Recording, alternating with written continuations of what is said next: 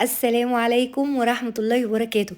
النهاردة يا جماعة أنا جايبة لكم خبرة سنين في كحكاية. هنعمل الكحكاية زي ما الكتاب بيقول، الرسمة بتاعتها ثابتة، الكحكاية ليها شخصيتها ومع ذلك ناعمة جدا، خارجة من الفرن زي ما دخلت بالظبط، ما زادتش ولا حتى سنتي. شايفين النعومية؟ شايفين اللون الحلو؟ لون موحد للكحكاية كلها. وبرضه هقولك على السر، حتى لو ما عندكيش مروحة في الفرن بتاعك مش هنشغل الشواية ابدا، ومع ذلك الكحك كله هيطلع بلون واحد بالشكل اللي انت شايفاه ده.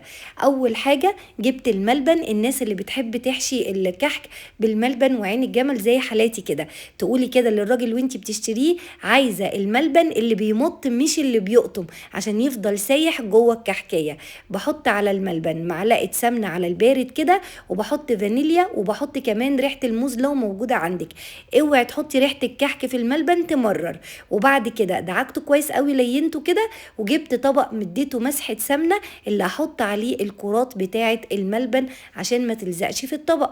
اي مكسرات بقى عندك، عين جمل، حطيها على الملبن ودعكيه كويس قوي. وبعد كده اعملي الكرات 5 يا دوبك 5 جرام، والكحكايه بتاعتنا بتبقى 10 جرام بس كده الحجم ده. تعالوا بقى للمفيد الاهم، هنجيب كيلو دقيق. انا استعملت سنبلة الفرات للكحك والبسكوت، لو هتستخدمي دقيق لجميع الاستعمالات شيلي منه معلقه دقيق وحطي بدلها معلقه نشا تشدلك عرق الدقيق. وبعد كده حطيت عليه معلقتين سمسم محمص، معلقه كبيره لبن بودره، هو ده بقى سر اللون الموحد في تسويه الكحكايه، ومعلقه كبيره سكر بودره. يبقى معلقه كبيره لبن بودره، معلقه كبيره سكر بودره، معلقتين كبار سمسم. بعد كده معلقه صغيره ممسوحه من ريحه الكحك، ما تكتريش عن كده، ونص معلقه صغيره من البيكنج باودر، برضو ما تزوديش البيكنج باودر خالص، ورشه ملح، وقلبي بقى كله في بعضه. شكرا كده للخطوه دي. تعالي لي هنا السمنه بتاعتنا 550 جرام، يعني نص كيلو، وعليها معلقتين كبار بالظبط، ده كده على الميزان.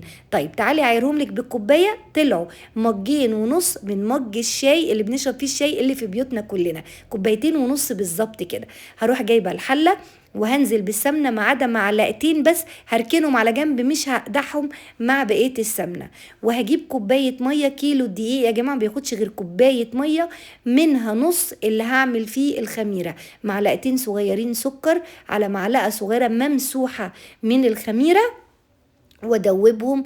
وهي دي السوائل بس بتاعت كيلو دقيق. اوعي تزودي عن كوبايه الميه خالص، هي نفس كوبايه الميه خدنا منها نص للخميره، والنص التاني هخليه معايا كده بالشكل ده. اركنيها وسيبيها تخمر.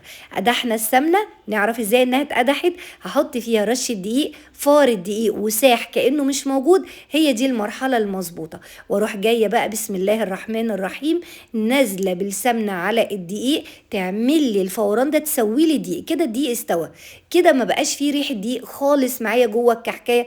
اللهم بارك. قلبي بمعلقه خشب، الدقيق بيبقى سخن جدا، افضلي قلبي كده لغايه ما شويه تبقى دافيه بالشكل ده.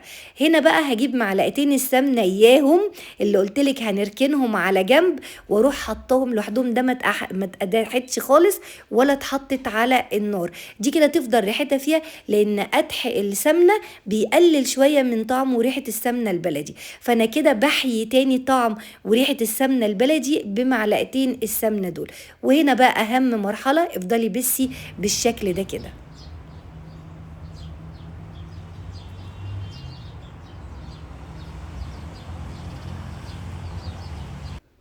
الله على ريحة العجينة، وده ملمسها يا جماعة سايحة كده بالشكل ده. هنا بقى هجيب نص كوباية المية، دي مية دافية على فكرة مش من الحنفية، اللي فيها السكر والخميرة، وافضل بقى اقلب. هنا ممنوع العجن تماما، تفضلي تقلبي كده بالشكل ده لغاية ما تلاقي العجينة شربت نص كوباية المية. ونختبرها قبل ما نحط المية التانية، انا لسه معايا نص كوباية مية.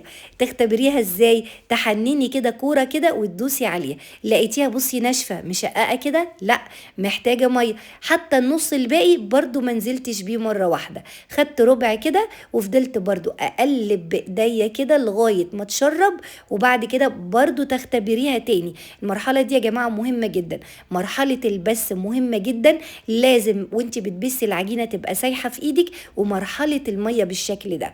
افضل برضو اقلب فيها كده، شربت الربع واروح رايحه اختبرها تاني واشوفها. بصي من الاخر كده من غير وجع قلب، هو كيلو دقيق هياخد كوبايه الميه كامله، اللي خدنا نصها للخميره والنص التاني، ولا تزودي عن كوبايه الميه ولا تقللي، بس وانتي مغمضه كده.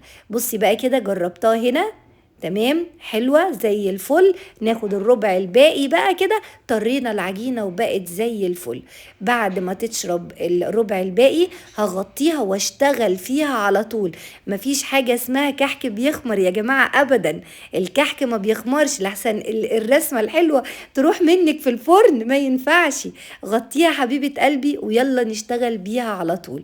تعالي اوريكي بقى الكحكاية وزنها 20 جرام بالظبط، يبقى الملبن جوه الكحكاية 5 جرام، والكحكاية نفسها بعملها صغنطوطة وحلوة كده، ولا أجدع محلات حلواني بيبقى وزنها 20 جرام، بتبقى عسل وتحفة كده بعد ما بتستوي يا جماعة.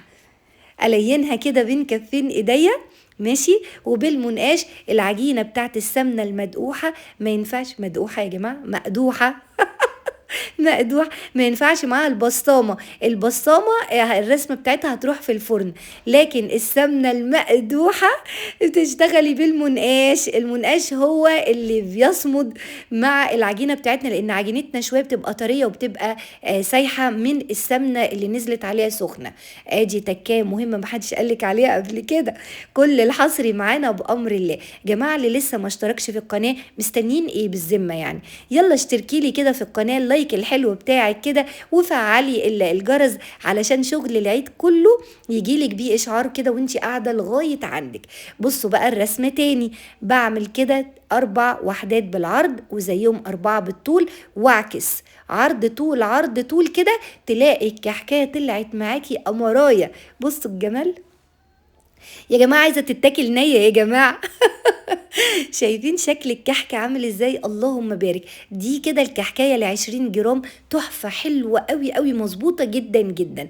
تعالي بصي الرسمه دي بقى اللي كانت والدتي الله يرحمها بتحبها جدا من ايديا، نفس الرسمه اللي قلتلك عليها برضو، عرض وطول عرض وطول، بس في الاخر باجي عند حرف الكحكايه من تحت واعمل لها حرف كده يا جماعه بالمنقاش كده، ده يخلي السكر ما يقعش من على الكحكايه، يفضل السكر عليها زي ما هي، وبيخلي الكحكايه عامله زي الكوبايه كده من تحت. فكانت الله يرحمها تقول لا خلوها لها هي اللي تنقش لي الكحك كله بالنقشه الحلوه دي. بصوا بقى الكحكايه عامله ازاي وجميله وقبه لفوق. ما تدوسيش على الكحكايه تفطسيها، ما تبططيش الكحكايه، خلي الكحكايه حلوه كده. تعالي نشوف بقى هنحشي ازاي. نفس ال20 جرام وبعمل العجينه زي الكوبايه كده واحط فيها الملبن. بصي 5 جرام ملبن يعني قد الزيتونه، 20 جرام الكحكايه يعني قد الليمونه، خليكي فاكره زيتونه وليمونه تعملي احلى كحكايه محشيه. وما تدوسيش عليها برضو لتحت خالص، واعملي بقى نقشه مختلفه. انا بعمل بقى الملبن النقشه كده كلها بصه لفوق كده بالشكل ده، تبقى معروفه كده ان دي اللي محشيه. يا اختي كله هيتاكل. وادي الصاج بتاعنا خلص وبقى زي العسل.